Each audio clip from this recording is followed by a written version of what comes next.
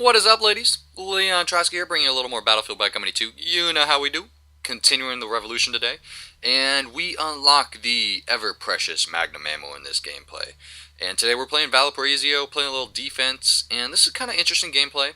First base here, we almost hold them down to the last few tickets, and they get it, do some crazy shenanigans, you shall see as it happens.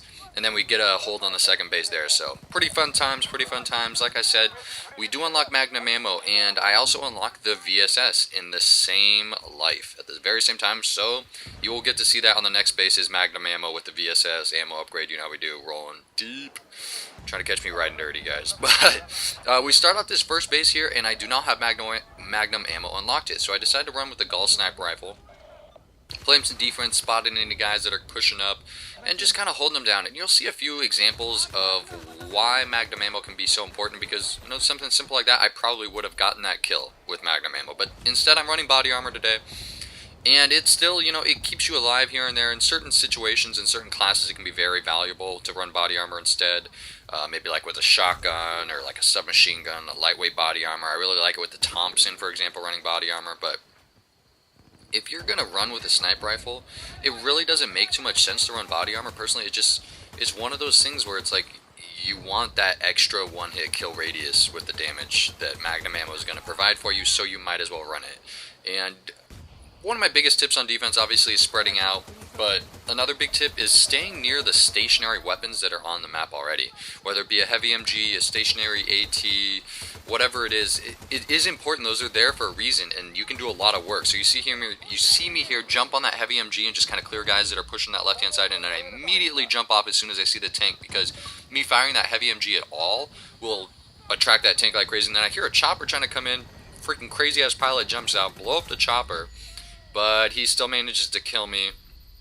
I thought I tried to get a no-scope off on him, but it didn't work. You'll see a few string of deaths here in the very beginning of this game, in which, frankly, I don't know exactly what it was. It's just I just couldn't get it going. You know, we were playing defense and we were doing good. These guys were rushing pretty hard. I mean, obviously we started this video with about 50 tickets. They're already down under 40 tickets here, and they're rushing pretty aggressively. And here's another example of just missing with a no-scope. It happens, guys. It happens to the best of us. Sometimes, you know, you're just not on your game. You just miss some shots here and there. And this is probably one of the earlier games in the night, you know, that we were playing. So it does take a little bit of time to warm up with the sniper rifles. And, you know, the VSS, some people hate on it, but it is what it is. Here, that shot right there is an example. If I had not hit the headshot with that, obviously he was probably a little bit damaged from OJ shooting at him, but had he been not damaged and I had not hit a headshot, I probably would not have got that kill with that Magnum ammo, just based on the distance. And here's just being observant. I know I'm catching fire from the UAV, and that thing is so goddamn frustrating sometimes. That UAV alternate fire just clears you out of areas, and they use it to its advantage. One of the things I like using is the M95 with Magnum ammo will take that UAV down with one shot. Very valuable little piece of information. It can be tough sometimes to hit it with a sniper rifle, but it can drop it pretty quickly. And here, they're using smoke. They're doing the right thing, trying to provide cover for their attacking team, and I'm just, you know, trying to get the recon balls out to counter the smoke, so I still know where they're coming from. And they got this base pretty well smoked out here, and I'm trying to push up a little bit. I leave myself open as I try and push forward, and, you know, he's got the advantage. I got a little slim shot to maybe get a headshot on him, but I miss.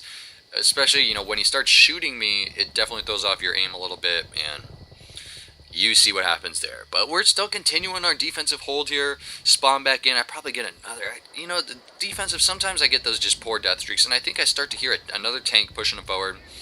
And on this base, a lot of times the tanks like to just sit back. And it can be a somewhat ideal situation for a tank to sit back and kind of, you know, just damage the bomb site from a distance. It is quite possible, but at the same time, it is very more important for the tank to push up and provide cover for your infantry that's going to push forward. And here's another example. Magnum ammo probably would not have gotten me that collateral, but I still pick it up anyways. And they're already down to 19 tickets here, under 20 tickets, so they're going to start pushing up a little bit harder, and we get them down under 10 tickets, and they finally get that plant. Here, you see me pause as I see that tank roll through, and I realize it ain't looking at me. So I'm just going to kind of creep up on it. C4. This guy's smart enough, though. I'll give him some credit. I get the vehicle damage. I believe I got one kill, but somebody did jump out and pick me off. It happens. What can you do? So we're still moving around here. This guy, you know, this team, I'll give him credit. They weren't the team we were playing, they weren't the best team in the world. They weren't, highly skilled, obviously, but they played the objective. They played very aggressively. And in this first base, you'll see it in a second. Freaking Blackhawk picks me up. A little string of deaths there. Thank God for a little revive. And somebody, gets a little RPG at him. I think they hit him with a Gustav, actually. And it's just, making sure I got that sniper rifle. I got a little bit clearer line of sight. And here's, I think, where they get it planted. They get it planted here. I pick off one guy. I see him goes down after I get the hit marker. I chuck the grenade in the direction. That's going to pick up the other guy. I think that the bomb site's clear, but I see that all the guys on it are starting to get killed, so I start pushing towards it, while at the same time looking to see where fire's coming. Look at these guys. What the? I didn't even know you could get up there. Those guys are way up there in the tree, and look at the range with that garage MP443 like a beast. And we just do not disarm it in time. Oh my god, I was so pissed there. I thought we'd have them. But it provides you a little bit more of an interesting gameplay because you get to see me use the VSS and Magnum ammo in my first game using Magnum ammo, and we'll continue this series. So I guess, for me it's a little frustrating not getting the hole, but for you guys it's a little more entertaining, so we get to see me continue the game. And I'm high on my team's leaderboard, but I'm not holding down the ace pin yet, so we'll see what we can do on the next base. And you'll see me switch on my kit here. Obviously I'm like, oh, Magnum ammo, I'm so awesome, I love Magnum ammo. And a little thing to note there, I switch over to the M1911 instead of MP443. Primarily because this is simple strategic. I love the M1911. Don't get me wrong. The M1911 is a boss gun. But I think it's a little bit better when I use automatic weapons to have that M1911 because it has stopping power. It can just drop people. And that's one of the things, if I can drop somebody with one shot of the 1911 after I've damaged them with the VSS, it's very valuable rather having to unload maybe 3 or 4 shots with the MP443 after I've damaged somebody. However, the reason I use the MP443 with bolt-action sniper rifles is just it allows me to fire at a high rate of fire and over long distances a lot more accurately. And that was an example right there of how not to use the VSS. Full auto, unless you're in a very tight squeeze, and you just need to unload some ammo really fast. Do not use full auto with this gun. You can hip fire, you really can, but it's not the best way to use it. Obviously, the best way is to scope it in and single shot it. The very beginning of this base, I was a little nervous. I was pushed forward. They already planted one of them. I thought that they were going to get it, but I was able to hold their tank back and actually destroy it here. Didn't allow their team any support from the tank, which is very important. So we did get a disarm there. You'll see a little sneaky move here. So I do that C4 out to prevent the tank from pushing forward. I throw the grenade out, and you could probably hear the guys there. They make the call out of, oh, Granada, Granada. And the reason I threw that grenade was to push back the engineers that were healing up the tank, either to stop them from healing it or to push them back in the tank, or basically to just prevent them from completely healing the tank. Was my idea. Also, just to know how many guys were around there. I heard 2 voices call it out. You see me here, achieve my objective. I pushed forward to prevent that tank from pushing up, and I did it. I'll take the death if I can take that tank down with me. My job was well done. I like it, and it's putting me back in the lead for the ace pin, and I'm on my way to get that ace. That's how we do. I will sacrifice my life to take down a tank for the team, to take down a helicopter. That's how I play, It's more about the team and the win than my individual stats, and that's one reason that I love Battlefield, because they support team players. I'm getting 100 points for destroying a vehicle as opposed to only 50 points for a kill. So, mad props to that. And here, this team, they had some interesting strategies. You see me here back by the stationary AT, just providing support, and I had to call out somebody's at the tower, and they pushed quite a few guys towards that light tower, and that's one of the reasons. Look at this VSS, just like a boss. You missed that first shot while the guy's moving. He can keep running, but I'm going to keep shooting, and we'll take him down. And I think one of the funnest things to do with this VSS is to out-snipe a long-range sniper. And, you see me pick off here. Here's an example of just not controlling the recoil enough to the point where I was not able to kill it. Probably one more shot of that guy would have destroyed him. But you'll see a few examples coming up with this. Look at this guy in the tower. You see him coming here, and you see him shooting. Look at that. One shot. Maybe 2 shots in the head. Down. God, it's like, and you'll see that guy comes back to kill me in a little bit, and that guy, you gotta watch the names here, because the names in this game are very important in knowing who you're killing, and whether or not you're killing somebody else in the lighthouse, or whether or not, there's 2 or 3 people in the lighthouse. You see me here, just keeping an eye on that lighthouse, moving around, because I know I'm, obviously out in the open on top of that that bungalow in the back where the stationary AT is. So, you just got to keep moving. And I shoot somebody else up there, and it's the same guy. So I'm like, okay, there's either a medic up there, or there's somebody else up there that's keeping, a spawn point available for that guy. So I'm going to keep my eyes on the lighthouse until somebody clears it out, until I see blueberries up in there, controlling the lighthouse. Because it's one of the things, you got to know where people are on your team, which is nice. You got the blueberries. If I have blueberries there, I'm not so worried about the people in the lighthouse. Here's an example of just, holding down the trigger with that Magnum ammo, holding it down. And here's the guy, the BF Pro, 12 times scope with Magnum ammo in the lighthouse, and you already saw me pick him off twice with the VSS. Very, very satisfying. But at the same time, I think somebody picks me off from the lighthouse with the M16 with a 4 times scope. So it's a trade-off here and there. I have gotten a few crazy shots with the VSS, Look at that. Oh. See, now, look at that guy's name. That was different than the guy's name that was previously shooting me. So I know there's somebody still in the lighthouse. Oh, now he moved down to the lower window. Whoa, trying to be sneaky this time. And still, you see me trying to control the recoil as much as possible, get that headshot, and, do what I can. Here's another example of just using the automatic weapon to my advantage in the M1911. Then you see me come around here and just a little fail controlling my reloads. And I was only really expecting one guy, and then the second guy spawns in on him, and it just does not work out for me.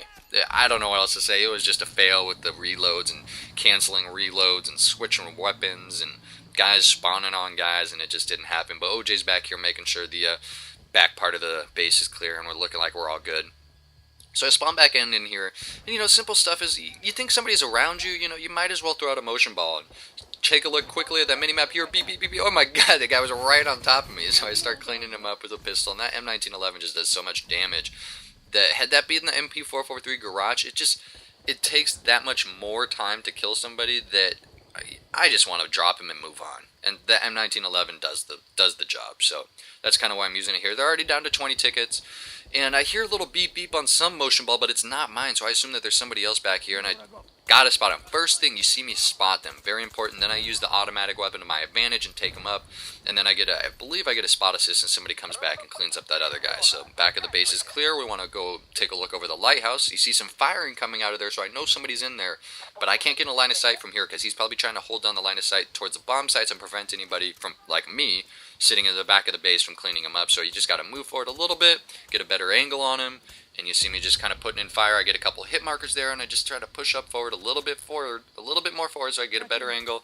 You see, he got a hit marker on me there, but evidently his troll time scope wasn't working for him, and his friend at the M16, Magnum ammo like a boss from the lighthouse, picks me off, and he's at the top again. Same sort of setup. You got one guy up at top, one guy on the second level, and just keeping him clear. And I'm calling him out to OJ. OJ's obviously looking over there. He's trying to fire RPGs into the lighthouse, which was always fun times. And, we're just trying to spot everybody, holding them down. And I believe eventually some blueberries start getting a little frustrated and moving over there, because I don't know how they kept those guys over there. There must have been one guy over there that just was not doing anything, because there was a couple times I just was not getting shot. And here's another example of paying attention to oh, no, this isn't it yet. This guy, I'll give him props. XM8, not running Magnum ammo, extra explosives.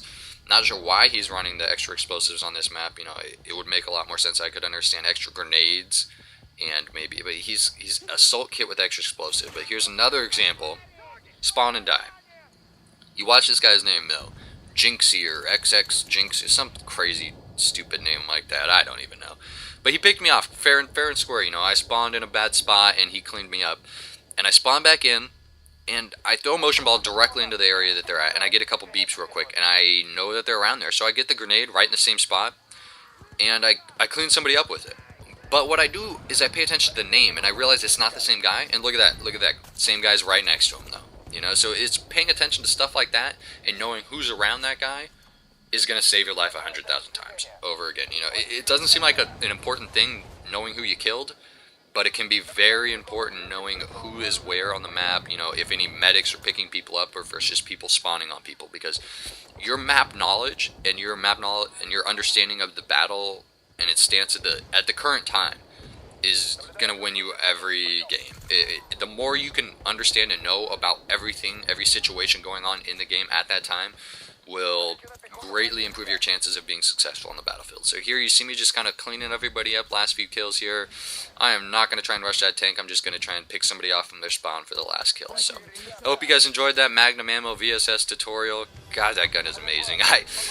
That's one of those guns that once you platinum it, I felt I just had to stop using it, because you'll see, you guys, I'm going to start a new series soon. You'll stay tuned for it. We'll finish a few more games I have planned for the start of the Revolution, and I got a new series coming up I think you guys might enjoy. So it's just some Battlefield, keeping the Battlefield game alive. So I hope you guys enjoyed this gameplay. Final score is 29-12, a little bit of a above 2.0 KD.